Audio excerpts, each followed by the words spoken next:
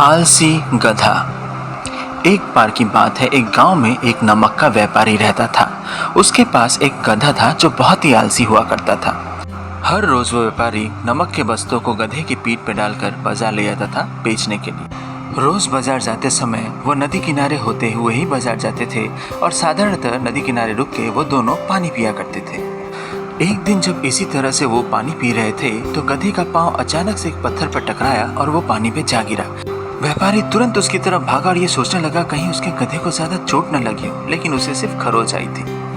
उसके बाद वो दोनों बाजार की तरफ चल दिए। रास्ते पे जाते समय वो गधा बड़ा खुश था क्योंकि उसे अपने पीठ पे लदा बोझ कम लग रहा था। थोड़ी दूर चलने के बाद गधे को एहसास हुआ कि पानी में गिरने की वजह से नमक घुल गया होगा और बस्ते का वजन कम हो गया है।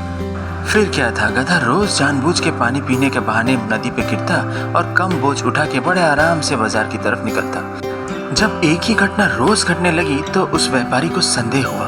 उसने एक दिन छुप छुप के गधे को देखा।